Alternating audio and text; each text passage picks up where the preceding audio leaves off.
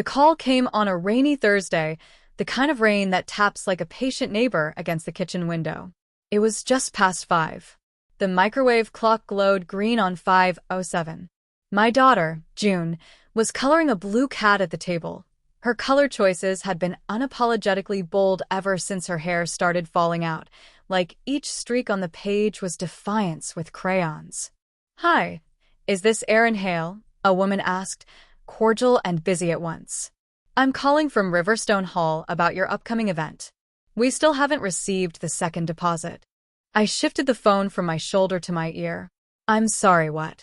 "Riverstone Hall," she said, smile audible. "Venue. The King Hale wedding? Your contract shows a total of $76,000 before taxes and service.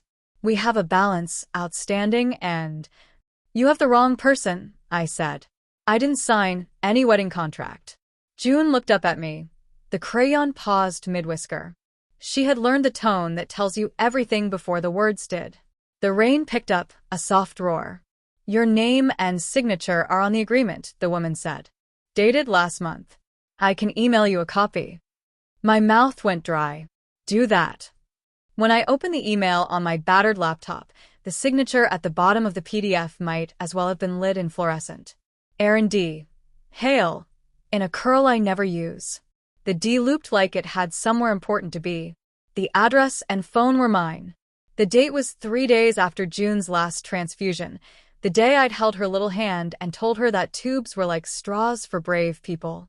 "This is not my signature," I said into the phone. "I didn't sign this." "Who gave it to you?" The woman paused, and in her pause was caution. "The bride's mother and sister came by. They had a file with all of your details. It's a beautiful package. Full open bar, plated dinner, late-night taco cart." "Please stop," I said. "Who signed this?" "Mrs. Denise Hale. And the bride's sister, Brooke," she said softly, like she knew she was setting a match to something old and dry. The rain kept tapping, tapping, tapping. I could see my mother's hand in the D. Her looped letters were always loud. I could see my sister's breathless pageants, the way she needed a room to gasp. I could hear Denise's voice rehearsing something righteous. "Family doesn't nickel and dime each other, Erin. Brooke's wedding is for all of us." June tugged my sleeve. "Mom, can I make the tree purple?" "Make it all purple if you want," I said, because I couldn't look away from the contract. I'd always suspected that my family's love came with receipts. I just didn't know they'd bring an invoice. Before it broke. I grew up in Dayton, the Dayton my classmates swore they were getting out of and most didn't. The city is not a punchline, no matter who tries to make it one. There's a humming under the highways that sounds like a held breath. There's brick and buckled asphalt and neighborhoods with porches that both invite and warn you. The Miami River slides like a long muscle through everything, and on good days the air smells like someone somewhere still believes in pie cooling on a sill. Our house sat off Wilmington Pike, 2-story, beige vinyl siding with a porch swing that only got used when company came. My mother, Denise, believes in presentation like it's a religion. She kept a tote labeled company towels and another labeled not for guests, and I remember the first time I realized she meant us. My father, Rick, was here and not here. He worked at the plant when the plant was still a city of men and metal, then worked in logistics for a trucking company when the plant shrunk, and then finally went quiet for good. He didn't yell. He faded. He could fade in a room full of people like he'd figured out how to become a corner, how to be unfindable without leaving. Brooke is 3 years younger than me and was born with a hand that knew how to catch light. She was the girl whose puny Halloween costume somehow glowed. I was practical early, the kid who remembers where the scissors are. Brooke leaned, and the whole world moved to hold her up. I loved her. That belief is part of what hurts. I loved her first, before anyone else did. I had a brother, too, Marcus, a year older, who could make Denise laugh like the old Denise, the Denise who would dance to Fleetwood in the kitchen and forget how she looked for 3 whole minutes. Marcus was our translator. He'd take Mom's deadly sigh and turn it into, "She's just tired." He'd take Dad's long silences and shrug, "He doesn't know what to say," and then shove me on the shoulder like we were in on some joke that always cost someone. We weren't rich. We were, don't answer the phone until the machine picks up, and can this milk wait till Friday? But we looked rich enough at church and graduation parties and out front when neighbors walked by. My mother ironed everything, including the air around her. When I was in high school, I learned to make myself quiet in the moments that promised trouble and helpful when trouble already had a name. I made sure the photo albums had dates on them. I made sure the kitchen counters were wiped down before anyone was invited over. I made sure Brooke had her rhinestones in a plastic baggie so none would go missing before the talent show. It took me longer than it should have to see that helpful in our house meant invisible plus useful. I played soccer. I ran track. I liked the way my lungs felt like a live animal when it got cold in October and we ran at the park. Coach Jensen taught me how to pull pain into a manageable loop. He'd say, "You can carry it, Whitaker," but I guess he said that to the whole line. I liked hearing it anyway. Sometimes when Denise lost her kindness at the dinner table and Brooke curled into a pretty whine and Dad lowered his eyes and the silverware went quiet, I'd imagine all of us on a back straightaway, someone yelling we're almost there. I got out. Midway. Then Wright State. Then Lincoln Middle School offered me a job as a counselor, a small office whose door I could choose to open or not. I liked faces on the other side of the door asking for permission to enter. It felt like control. It felt like the opposite of knocking on Denise's particular silence and hoping I wouldn't make the wrong noise. I didn't leave town. I told myself I stayed for family, but the truth is I stayed because I knew how to navigate these streets in my bones. I knew which turn lanes had potholes that would jolt you awake. I knew which gas stations let high school kids buy those neon energy drinks. I knew the way the sun came through the maples in the park behind our house in October and made the air look like something you could drink. I met June's dad, Caleb, at a food truck festival in the Oregon district. He was kind and handsome like it wasn't a weapon. We dated for a year, then 2, and lived together for 1, and then it split in that way that doesn't make sense till long after, when the fog lifts and you see how quietly the weather changed. We were good, and then we weren't. It wasn't betrayal. It was a drifting and then a recognition that drifting can crunch the hull just as loud as hitting a rock. June happened in between. She wasn't planned in the way we talk about plans. She was something else, a before and an after. We looked at each other and said, "We can do this." And we did until we didn't. We co-parented like a truce. On my best days, it felt like tenderness squared across a fence. On my worst days, it felt like running a relay with someone who always slightly misses your hand. June was for when the hospital became a second address, our names on a whiteboard under a marker that squeaked and the chirps and beeps that map onto the inside of your skull and never leave. Dayton Children's became a world where you walk faster and still stop to look at the fish in the lobby tank because that's what you do every time with June. She had always been slight and bright and stubbornly herself. Then came the bruises on her shins that lingered after their stories faded, and the way she got winded going up the stairs. They said leukemia. They said there's a plan. They said the children's ward has murals and a volunteer who plays guitar on Thursdays who is an honest-to-goodness local legend. They said we caught it early. They said blood counts and platelet counts, and I learned to nod and ask the right questions like that would make any of it obey me. I was still paying off the ER bill from the time she sliced her palm on a cracked toy at daycare when the first chemo schedule got pinned to our fridge. Money is not a character in this story. It's the weather. It's the backdrop you keep forgetting you're moving through. I had savings, not enough. I had a good line of credit because my mother taught me to pay everything on time even when you say everything like an exaggeration and you mean everything we can. My mother came alive under crisis. The same way she was terrifying and efficient planning graduation parties, she was terrifying and efficient at making binders with tabs for every medication. She made a schedule for who would sit at the hospital so I could sleep and still go to work enough to keep my insurance. She brought snacks for the nurses like it was a competition. She started telling that story a lot, when someone came with a casserole or a prayer or a good intention. We made sure Erin didn't have to worry about anything, she'd say, and the fact she needed you to know she did it was the price of what she did. Brooke came and sat odd hours with June and posted Instagram stories with filtered stickers begging for love and light. She cried in bathrooms and made sure you heard her as she left to compose herself. Marcus brought board games and quiet, which felt like a gift that fit in every hand. Caleb split shifts with me and held his daughter's hand as a kind of faith in an order he didn't talk about. He brought hot coffee and looked at me like there was still a center to the room when it flickered. I learned the faces of nurses who knew how to talk to June about scary things. I learned which phlebotomist's touch made her cry less. I learned the shape of my mother's pity when she wanted something from me later and thought I owed her. I learned that I could hold two truths in my chest like a coin and flip it when I had to. I needed them, and I needed to not need them. By the time Brooke got engaged, Tyler, gym teacher with a jawline like a decision, June had been to the hospital enough times that the security guard at Dayton Children's said, "Back again, warrior." And she'd roll her eyes and say, "For like 3 hours, duh." Even when we both knew it would be days. Brooke brought her ring to room 402 and held it under the fluorescent light like it could swallow the whole building and still not be full. June reached out for her hand, the four in hers making the gesture both grand and fragile, and said, "It looks like a star." And Brooke kissed her head, and I smiled because the world kept insisting we be human anyway. Tyler talked with his hands. He had that ease of a guy who knows how he looks but isn't a jerk about it. He loved Brooke like a sport and a job and a hobby. He said, "I just want our families to be happy." And I liked him because he said it like it cost something and he'd still pay.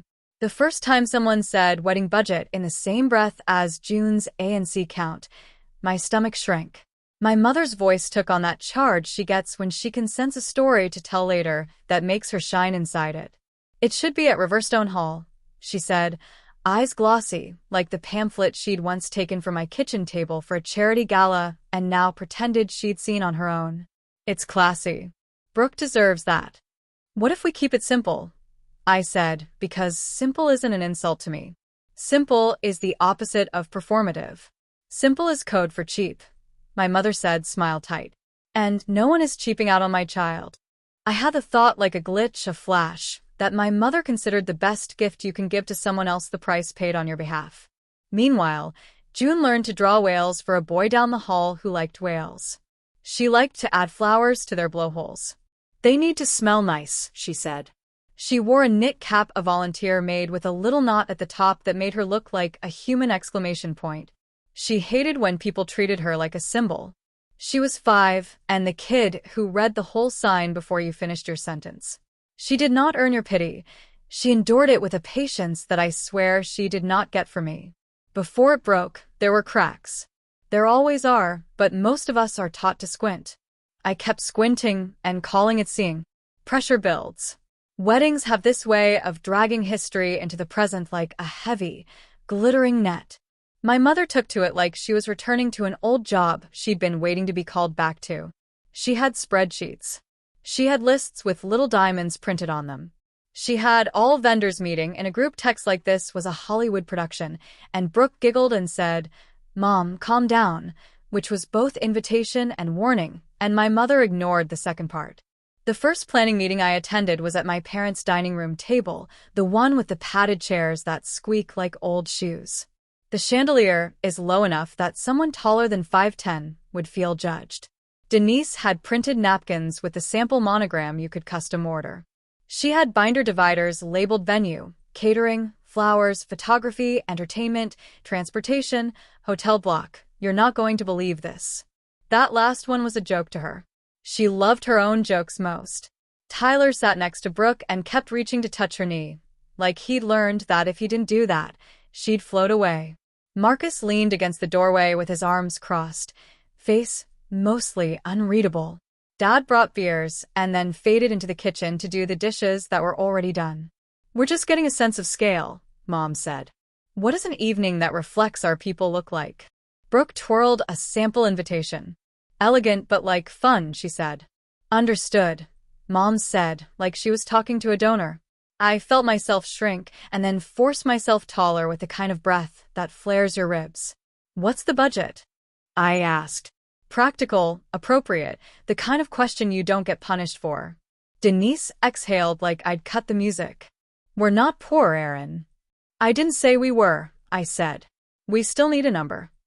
Tyler looked at me, grateful.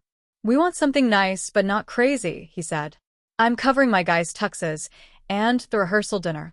My folks are pitching in. We just want to share the day and not start out in debt. My mother nodded, as if she'd heard an objection, and filed it under people who don't get it.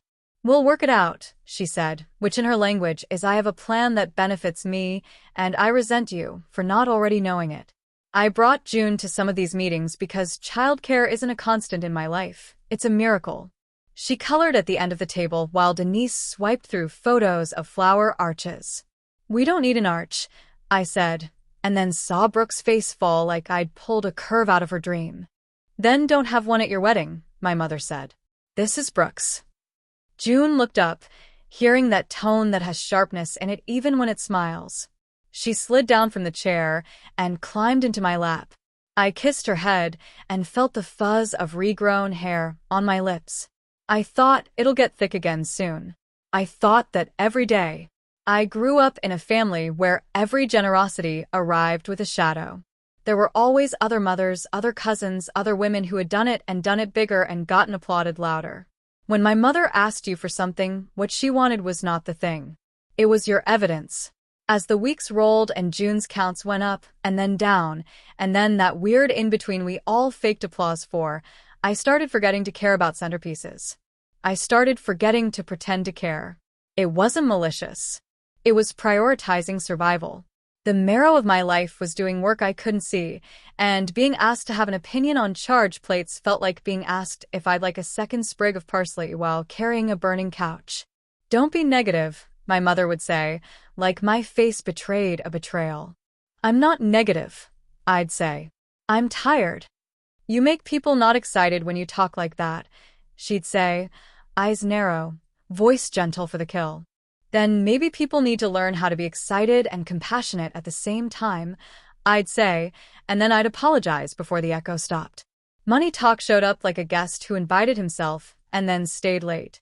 My mother would drop phrases like, we're shouldering a lot, and just think of it as a down payment on family, and I'd knit my brow and ask what she meant, because I was trying to be direct the way therapists on TV tell a client to be direct when the client complains of not being heard. One afternoon, I pulled into my parents' driveway with June humming along to a radio jingle in the back seat, and my mother met me in the kitchen with a manila folder bulging. We need your help on this one piece, she said, already steering the conversation toward the place where saying no would sound cruel. What piece? We just need to use your card, she said, and she said it like it was not a big deal, like she was asking for sugar. No, I said, looking her in the eye. It still felt like breaking a rule. She blinked. I haven't even told you what for. I don't care. Don't be dramatic, she said, and there it was, the word they used when you refused the role. Mom, I said, keeping my voice level. June's meds. My rent. My car. I can't. You always make this about you, she said, more wounded than angry, which is always worse. Whose name would the debt be in? I asked. Yours, she said, as if I were slow. Because you're responsible. That's not how that works, I said, and then realized that in our family, that's exactly how it worked. Tyler, poor guy, tried to mediate. We can find a more affordable option, he said. His voice was flexible even in tension. We don't want to stress anyone out. Brooke glared at him like he'd asserted a different kind of loyalty. This is once in a lifetime, she said. June is once in a lifetime too, I said, quiet. There's a particular way the air goes stiff when a child's illness is brought into a conversation not about the child. It's like everyone thinks you pulled a card you're not supposed to use, not because it isn't valid, but because it makes every other argument feel small. Don't use her, my mother said, eyes lit with warning. This is separate. None of it was separate, but she liked to believe she could make that true with diction. I wish I could say I stormed out. I didn't. I put the manila folder back on the counter and carried June out to the car and kissed my mother goodbye on the cheek like an apology for being a person with limits. Weeks went by. Wedding talk amplified, muffled for me by the fog of hospital schedules and the way days stretch and shrink around pain. June loved the playroom on the ward where a volunteer named Pat did puppets so earnestly that it wasn't even corny. June made a paper crown for Pat and declared him king of something we made up together. On the better days, she'd make fun of the word leukemia and call it lemur instead because lemurs are silly, and being silly with a word that scares adults is a kind of power. Work stabilized me. Lincoln Middle gave me my study, my desk, and the trickle of kids who found my doorway and sniffed and wiped their faces with their sleeves and asked me if they were going to be okay, and I told them probably, and we laughed. Kids know when you lie. I try not to. The calls started about vendors. Not to me at first. My mother would say, "We're just confirming the tasting," and I told them we'll be there Friday with a certificate, and I would pretend to know what certificate meant. There was a rhythm to her voice that I recognized from years of watching her run a show. She was high on being essential. Brooke went dress shopping and cried against dresses like you cry against an old friend who knows all your secrets and still lets you in. I didn't go. June had a fever. When the fever broke, I looked at pictures and said the right things because she was radiant and nothing should take that from her, not even reality. The first sign that the money part had slipped from discussion to decision came in a way that felt almost polite. "What's your email again?" my mother texted. I sent it, because withholding your email from your mother is some nuclear option you don't press until smoking boots are already on the carpet. I got copied on a handful of vendor confirmations. Photography. Flowers. The subject lines were all in clean serif fonts in tasteful tones like mauve and sage. It was cute, the way a trap is cute before your ankle knows it. I didn't see it. Or I saw it and told myself I'd have time to body slam it later. With a sick child in your life, you are always setting fires aside. The problem is that the other fires don't wait politely. Then came the call from Riverstone. The line crossed. Riverstone Hall sits on a hill out past Miamisburg, a renovated dairy farm, all whitewashed beams and fairy lights like someone told it a bedtime story, and it agreed to pretend it was a dream. I'd been to a gala there once, years ago, on someone else's +1, holding a sparkling water like I was protecting my reputation. It's the kind of place that photographs well from every angle. People like my mother consider that a virtue all on its own. 2 days after the call, I drove there in the rain that had wet the town like a slap. June was with Caleb. The wipers made that sound like a dog's tail thumping. I kept rehearsing this like a monologue in court. "This is my name. That is not my signature. Undo whatever you think I did." I parked in a ring of cars that all cost more than mine and walked a little too fast down the path lined with scrupulously arranged potted ferns. Inside, it smelled like vanilla and new wood. A receptionist with hair that complicated looked up and smiled like she had been trained to smooth disdain. "I'm here about a contract," I said. "On my behalf. That I did not sign." She tapped something on the computer and then went still. "Let me get Kelly," she said. "She's our event director." Kelly was the voice from the phone, more real, and yet also less. Her smile was the corporate version of empathy. She carried a folder like she was holding a delicate animal. She led me to a small conference room with framed black and white photos of a couple laughing in a field as if no insects ever existed. "I brought it," she said, sliding the contract across the table like it might detonate. My name, my address, my phone, a signature that pretended to be mine but was my mother's show-off hand. It was like seeing your reflection blink when you didn't. Dated a day when I had been reading Goodnight Moon in a whisper amid the hiss of an oxygen tank.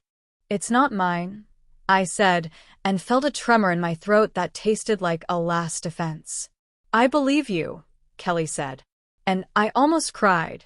"I need to get my name off this," I said. "And I need to know who gave you my information." She folded her hands. "Your mother presented everything. She said you'd be handling payments because the bride is focused on school and you have stable income." "She stole my identity," I said, and the word felt both too big and exactly right. Kelly's head tilted. "We deal with family dynamics all the time," she said. "I don't want to assume, but we do enforce our contracts." "I didn't sign your contract," I said. "I didn't agree to a $76,000 anything. I can call the police. I will if I have to." Her eyes softened. but her voice stayed in the lane the manual asked her to occupy. "We can place a temporary hold on the due date while this is sorted," she said. "But the bride will need to be informed." I almost laughed. "Oh, the bride is well informed of everything that benefits her." "I'll make a note," she said. I told Kelly I would send a notarized affidavit. I told her I would send a copy of my signature from my driver's license, my mortgage papers, my life. I left her office feeling as if I had just tried to pull a stone out of a river with my bare hands. When I pulled into my driveway, June's purple chalk drawings still glowed on the wet pavement, the rain making them look like they were melting. My neighbor Tessa stepped out from her porch. Tessa is a nurse who has a laugh that tells you she knows about 30 things you don't, and none of them matter right now. She brought over casseroles the right way by saying, "Eat it or don't," and leaving before anyone felt they owed her. "You look like someone told you your house is termites and they eat hope," she said, offering me a mug of something steaming. "My mother committed fraud," I said. I told her the whole thing. The rain made quiet punctuation. Tessa swore under her breath, and then louder. "What are you going to do?" she asked, as if there were choices that weren't choosing between a coil of snakes. "Call the police," I said. "Call an attorney. Freeze my credit. Cry in the shower." "That last part one can't help with, but the rest," she said. "I know a woman at Legal Aid. She's smart and not nice." "Sounds perfect," I said. The call to my mother came after I closed my bedroom door and sat on the edge of my bed like a teenager, heart in my throat, the old house noises sounding like witnesses. She answered on the second ring, sweet like sugar is trick. "Hey, honey," she said. "How's our girl? Tell me why my name is on a $76,000 contract with Riverstone," I said. I didn't say hello or how are you because we weren't going to pretend. Silence then, because we needed to secure the date, she said. Too fast. "Why my name?" I asked. "Because you have the best credit," she said, as if I were being obtuse. "So you stole my information?" I said. "Don't be dramatic," she said, sharper. "I had your social and everything. You should be grateful I keep track of things." "Grateful?" I asked, and my laugh came out ugly. "For what?" "For all we've done for you," she said, and there it was, the ledger out in the open. "For sitting at that hospital with June. For bringing meals. For helping you cover her prescriptions last fall when you were short. Families help each other. You're not an only child. This isn't all about you." "Mom," I said, keeping my voice steady like I was talking to a parent in my office whose kid had just punched another kid and now they wanted to argue about semantics. "You committed fraud. You forged my signature. You put me in debt I didn't agree to. I have to file a police report." "You wouldn't," she said, the fur in her voice flipping to show its teeth. "I have to," I said. I froze my credit. I called the venue. "They're placing a hold." "You would ruin your sister's wedding," she said. I could picture her pacing, phone pressed between shoulder and cheek, the world narrowing to the version where she is the hero. "No," I said. "You did." There was a sound that was either a scoff or a swallow. "I knew you'd do this," she said. "You're ungrateful. After all I've done." "Stop saying that," I said. "Helping me with June wasn't a down payment on me funding Brooke's party." "You don't talk to me that way," she said. "Watch your tone." "My tone is the tone of a person whose name is on $76,000, I said. "I have to go." "Erin," she said, and a note of pleading crept in. "Don't do this. I will be humiliated. People will think we're poor." "We are," I said, and hung up and sat there and let the shaking come. The plan or the breaking point. The next morning, I filed a police report. The Montgomery County Sheriff's Office building smells like a mix of coffee and tired carpet. The woman at the front desk had eyes that had seen every possible human excuse and refused to be bored. I told her what happened. She looked at me, then at the printed copy of the contract, then back at me, and something like sympathy crossed her face without needing to finish the whole journey. "This is identity theft," she said. "Even if it's family." "I know," I said. Saying it out loud made me want to sleep forever. She walked me through the process like a recipe. File the report. Contact the credit bureaus. Place a fraud alert. Get a copy of your credit report. Send a certified letter to the vendor. Reach out to the Attorney General's office. Keep receipts. Keep a record of every call. Write down who you talk to, what they say, the time, the date. Keep a log, like the log will matter. Sometimes the log matters. Tessa's friend at Legal Aid, Asha Patel, took my call that afternoon. Asha has a voice that sounds like it has been told it is too much and decided to be more. She listened. She asked smart questions. She made a plan. Step 1, she said, document. Step 2, put the venue on notice that the contract is void as to you because of fraud. Step 3, a polite but clear letter to your mother and sister advising them of the civil and criminal consequences if they continue to act in your name. Step 4, be prepared for the emotional fallout. I laughed without humor. That last one's the whole thing, I said. I know, she said. I texted Caleb. You got time to talk later? He replied within a minute. Always. I told him. He swore in a way that made me love him again for Flickr, not like romance, but like you love anyone who can be outraged on your behalf without making it their own performance. They can't do this to you, he said. I'll take June as much as you need while you handle it. That night, as June slept, I clacked away on my laptop, drafting letters with Asha's help. Dear Kelly, I wrote to Riverstone, polite but firm. Please be advised that the signature on contract number, and I pasted the number, seeing the digits like a barcode branded to me, is not mine and was affixed without my knowledge or consent. I hereby revoke any apparent authority presented by any third party to sign on my behalf.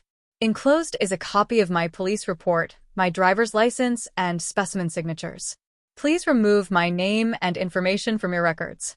Any further use of my personal identifying information will be referred to law enforcement. I signed my own name with my own lines and my own loopless D, and felt like I was participating in a ritual to call myself back into my body. The letter to my mother. I wrote and rewrote it until it was disclaimers dressed in armor. This letter is to notify you that you do not have my permission to use my personal identifying information for any purpose. Any contracts signed in my name without my express authorization are void as to me, and I will not be responsible for any debts, charges, or obligations incurred. Continuing to represent otherwise will be reported to authorities. I have initiated a credit freeze. Please return any documents containing my PII in your possession. Asha added a couple of legal references that made it sound like I had newspapers and case law behind me. We printed it, signed it, and I drove to the post office and sent it certified because sometimes the only power you have is green cards and tracking numbers. My phone lit with texts from Brooke. What are you doing? She wrote. Tyler's parents are asking questions. The venue called Tyler at work. You're making us look crazy. I didn't sign your contract, I replied. Remove my name. You never support me, she wrote. You always make everything about you. I would pay if I could. Then picked a cheaper venue. I typed and backspaced and then typed, you have to make different choices. My choices are none of your business, she wrote, and I laughed so I wouldn't cry. Then Mom called. I let it go to voicemail and then listened as she wept into the machine like an urgent 90s movie.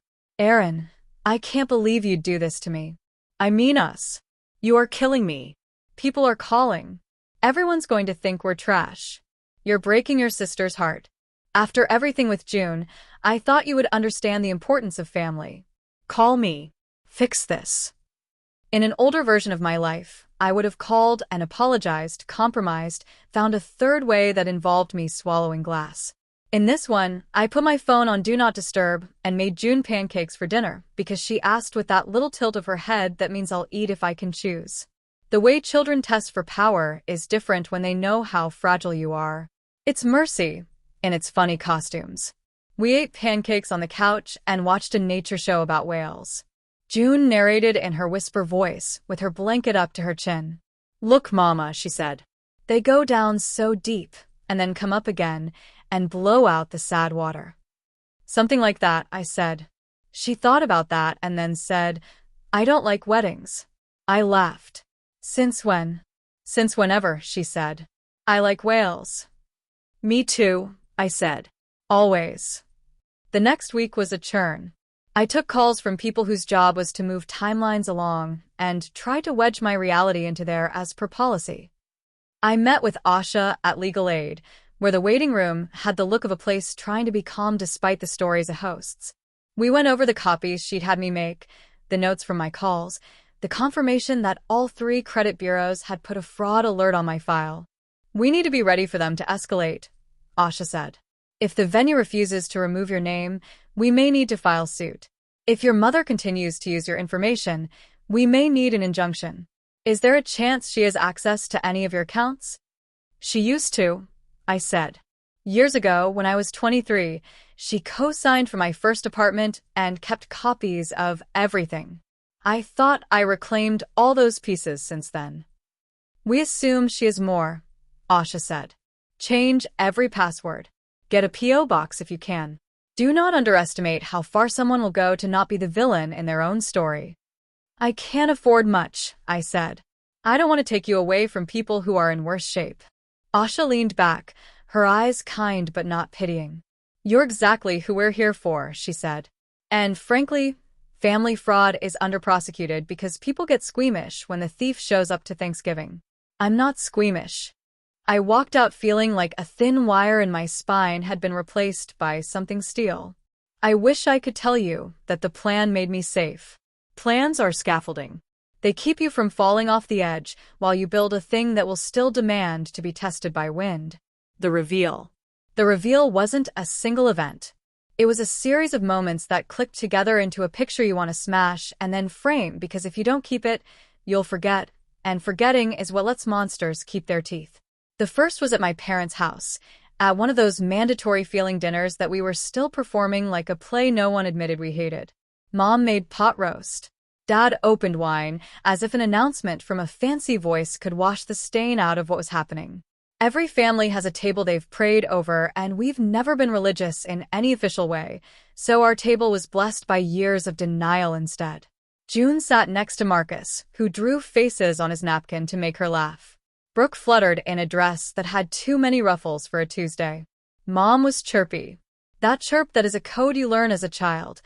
"Everything is fine because I am forcing it to be fine, and any deviations will be punished."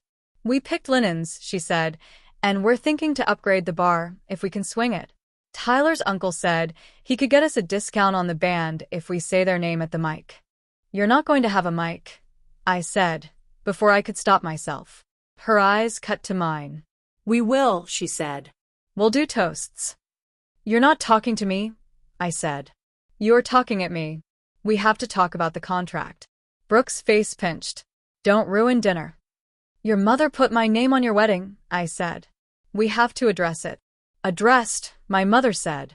"I told the venue you were being difficult." Marcus put his fork down slowly. He had mostly stayed out of it publicly. "Mom," he said, "what are you doing?" "I'm saving this family," she said. "I will not be embarrassed." "Avoiding embarrassment is not the same as being good," he said, and Denise looked at him like he'd told her gravity reversed. "What do you expect me to do?" she said, voice climbing.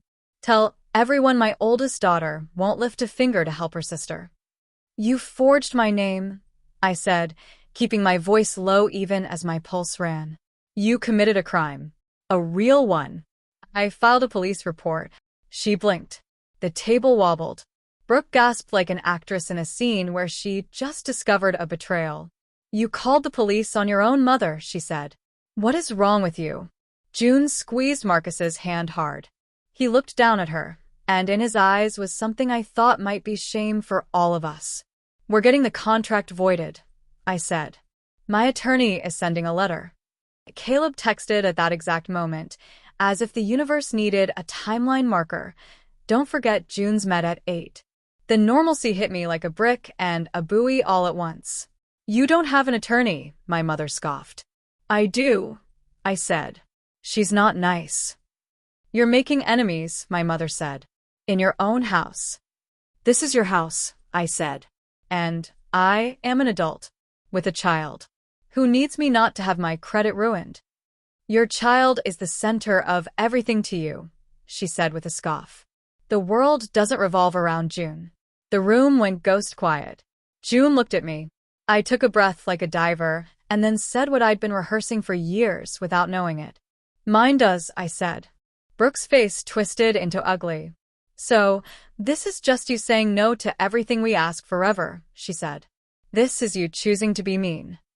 No, I said. This is me choosing to be honest. Denise stood, a performance, and carried her plate to the sink without touching her food.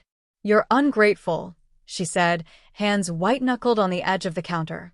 We scraped and saved and cried with you at that hospital and held you up, and now all I ask. You don't ask, I said. You take. Don't talk to your mother that way, Dad finally said, voice soft and thin, like the spine had been removed years ago, and he kept forgetting. Then stop standing there, I said to him, surprised at myself, surprised at the lack of tremor in my voice. Pick a side. He stared at the pot roast like it could give him an answer. It's all gotten out of hand, he said. Because Mom made it, I said. I stood, gathered June, who clung to my neck like land, and told them we were leaving. My mother said, if you walk out that door, don't expect to walk back in once this is over. And I smiled without teeth and said, I don't. And the thing about saying you don't expect it is you're usually lying to yourself. This time I meant it. We walked to the car under a sky that had the color of a bruise healing. June sat in her car seat and said, Mom, are we the bad guys? And if my heart shattered in that moment, it did it quietly, like soft glass. No, I said. We said no.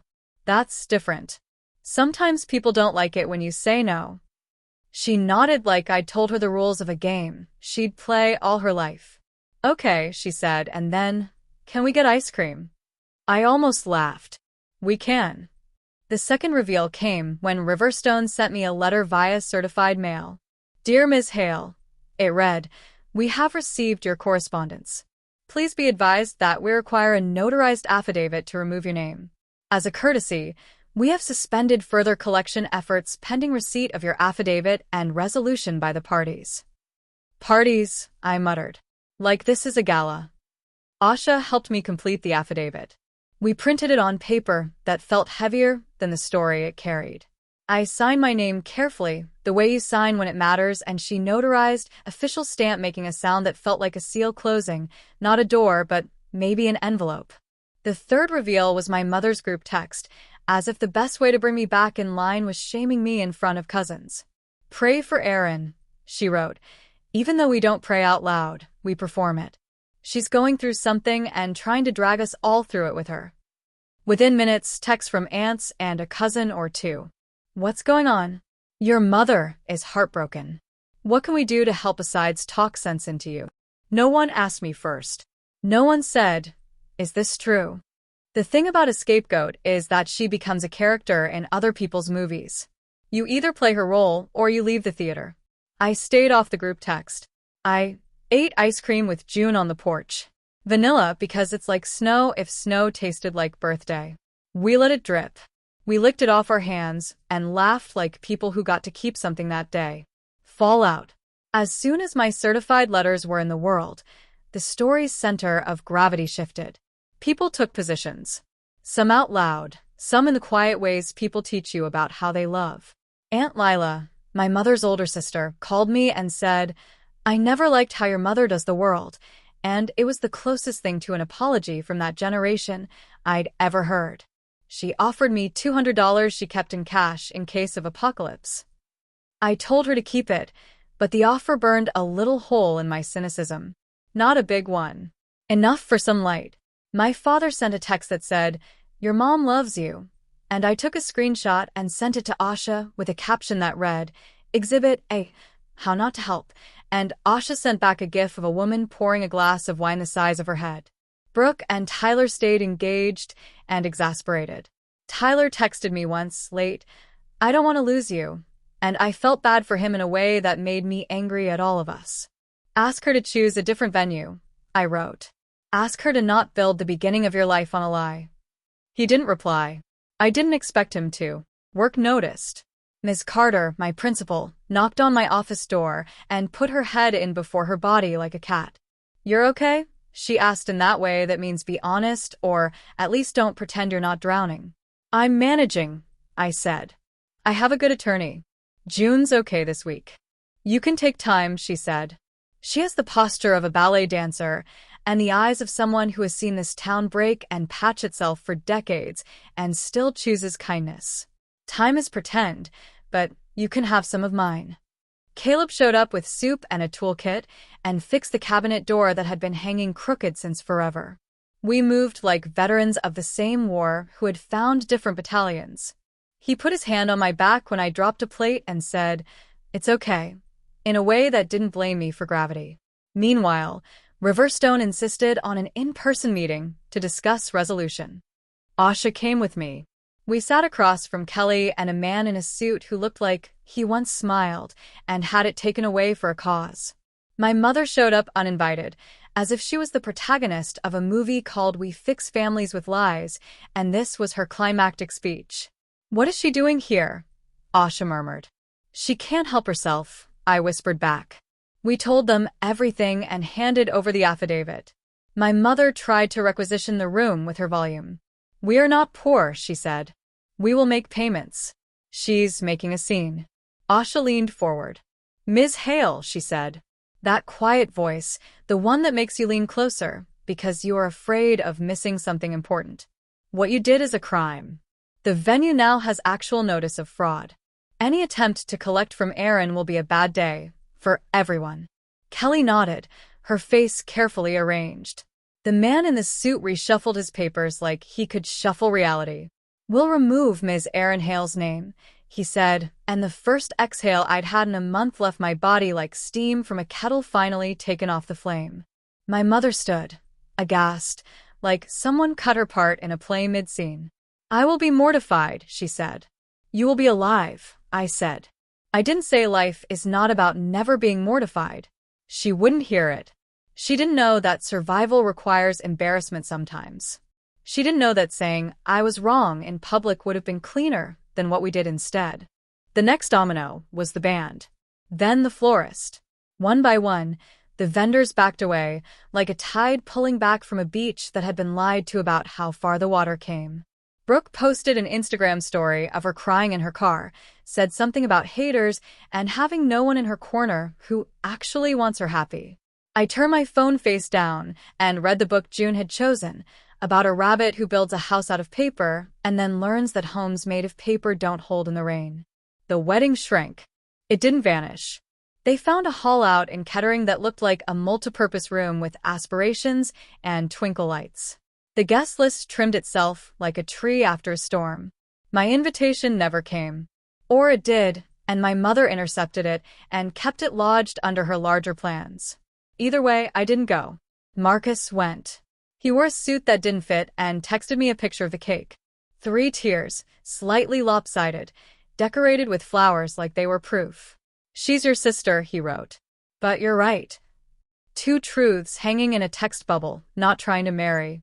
The day of her wedding, June and I went to the park even though it was muddy. We wore old shoes. We found a small creek and threw leaves to see which would go under and which would float. June collected the ones that sank, cradled them in her hands like rescued things, and then let them go downstream anyway. "You can't keep everything," she said, and I almost fell to my knees at the grace my daughter handed me without even knowing. Aftermath.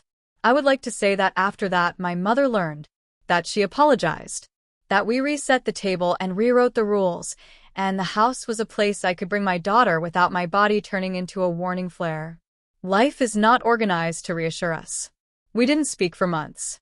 She posted pictures on social media of her and Brooke, and the caption was always some variant of "a mother's love is unconditional," which made me laugh until it made me tired.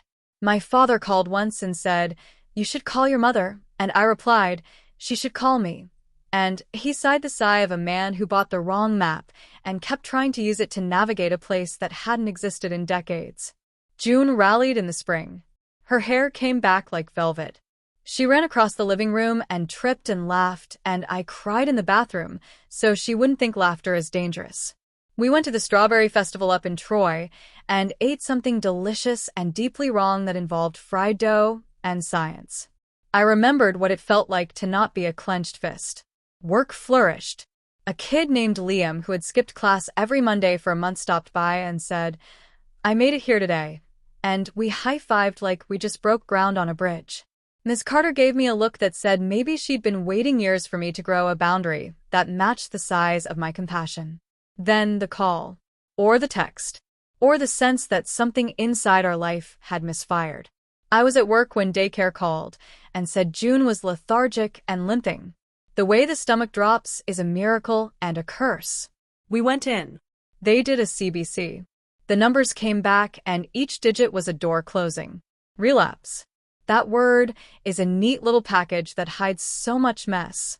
The doctor, a woman who had watched us grow up in that ward, sat across from me and said, "We have options," and my brain translated that to, "We have a path that will make you brave until we run out of path." The next months were a tunnel. They were a movie where someone forgot to seat the music. It was weeks at Dayton Children's and days at home that felt like borrowed furniture. The community that rallied before rallied again, this time quieter, with better edges. Tessa took laundry and brought it back folded like I was a person with dignity. A man from our block who barely speaks English and always waves brought us a bag of oranges, like sunshine in spheres. Caleb slept upright in the chair every other night, woke up looking like a man who wanted to slay something and could only fetch more blankets. My mother returned to the hospital with binders. This time, I set rules. "You can visit when I'm there," I said, "and you can sit with her when I go to shower. You cannot tell me what to do. You cannot use this to manipulate me later." She looked at me like I'd learned to read, and then criticized the book. She was better for a while. There is a version of my mother who is just a person with tenderness. I saw it sometimes like seeing a deer in the woods and holding your breath so you don't scare it. She read to June. She brought nail polish and painted her tiny nails and let June paint hers and wore the messy paint like a badge all day. When June died, it was not cinematic. It was the opposite of everything you're taught to expect. It was a quiet evening in August, and the light was perfect and indifferent, and she was tired, and we laid in the bed with her, and her hand relaxed, and everything in the room was suddenly very still, and the machines were both urgent and far away at once, and I felt something leave that I would spend the rest of my life trying to describe. Caleb was there. I was there. The nurse named Pat, the puppets guy, who actually was not a king but a supply clerk who snuck joy like a contraband, stood in the doorway and wept with his shoulders. We had a funeral because that's what we do when we don't know how to keep carrying something. It was at a small funeral home that smelled like lilies that were trying too hard. The pastor a friend recommended spoke kindnesses that didn't feel borrowed or cheap. I wore a dress June had smeared with purple paint on the hem because the idea of buying a dress for the occasion made me want to set the store on fire. My mother tried to control the flowers and the order of speakers, and I told her no, and she cried in the hallway, and Marcus took her outside, and I looked out the window and thought, I am not going to lose this day to your need to be the director. Caleb held my hand like a truce flag. People we loved came and looked at me with faces that said too much or not enough. Tessa stood at the back and caught me with her eyes like a net every time I started to drown. Afterwards, the house was strange. The toys in the corner grew silent like animals that had been trained not to make noise. My bed felt like a bad joke. People sent messages and little boxes and plants that would outlive us all if we remembered to water them. My mother sent a text that said, simply, "We did our best for you." And something inside me snapped without violence, like a thread finally letting go after months of tension. I replied, "I did my best for her," and put my phone face down. I have never been so grateful for the weight of a phone. It took months to realize I had survived. Not in any triumphant sense. I mean that I could drive past Dayton Children's without tasting bile. I could go to the grocery store without seeing the aisle with the juice boxes we used to bargain over and cry next to the cereal. I could stand on a bridge over the Miami River and forgive the water for moving. A year later, I got an envelope from Riverstone with an elegant font that made my lip curl. Inside was a note from Kelly, handwritten, saying they were sorry for my loss and that they had a donation made in June's name to a fund that bought books for kids in the hospital. I sat in my car in their parking lot. I don't know why I was there. maybe just to see it, and I cried like someone had told me something true about the world, and I didn't want to admit it. Asha and I remained friends. We met for coffee. She told me stories about other people who fought their families and won or didn't and learned. She got promoted. She started a support group for adult survivors of familial financial abuse. I went once. There were 5 of us sitting in a circle, and we all laughed at nothing, and then we told our stories, and I felt less like a cautionary tale, and more like a statistic, which was somehow a relief. When your pain has a number, it has companions. I built a chosen family without talking about it like that. It was just people who showed up and then kept showing up even when it wasn't a crisis. It was Ms. Carter dropping off a plant and then texting later to ask how the plant was, like the plant was code. It was Tessa leaving me her spare key when she went out of town, just in case I needed to sit in a different kitchen. I spoke to my mother again on a Christmas that was as dreary as any. She called. I answered. We talked about nothing until something fell out of her mouth, like a token from an old arcade game. I wanted things to look okay, she said. I wanted people to look at us and not see. I don't know. Not see what? I asked. Not see that I failed you, she said. It was not an apology. It was a confession. Sometimes confession can be softer than your anger wants to be. I let it be. You didn't fail me, I said and paused. But you hurt me. She was quiet. I know, she said. And you hurt me leaving. I know, I said. We sat there, 2 people whose project had failed, and were building something new out of the salvage. We talk now sometimes. She keeps herself measured. I keep my boundaries like fences with gates you can open and close depending on weather. A year after the funeral, I took June's little box of crayons out from under my bed and put them in the drawer in the kitchen where we keep important tools. I like the idea that a purple crayon is a tool, that a child's choice to make a whale a garden or a tree of flame is survival. I carry one in my purse now, like a talisman. It gets on things. I let it. I like being marked. Epilogue artifact, a letter, journal entry, or voice memo relevant to the story. Voice memo, recorded on my front porch, evening, cicadas buzzing like they're trying to stitch the air together. Hey, June. I don't know if this is weird, but talking into my phone feels less weird than talking into the quiet. You would like the cicadas, that big, noisy chorus. You'd say they sound like a robot orchestra, and then make a conducting motion with your hands, big swoops, and tell me when to clap. I want to tell you something about the day they tried to make me pay for that wedding. You were coloring, and you asked if you could make the tree purple, and I said yes. Make it all purple if you want, and I meant it like a joke, and I also meant it like a map. There are so many people who will tell you the shape of the tree. You know? They'll say this is how, and they'll say it like it's love because sometimes it is, but sometimes it's control and good shoes. When Grandma put my name on that paper, she thought she was borrowing my future.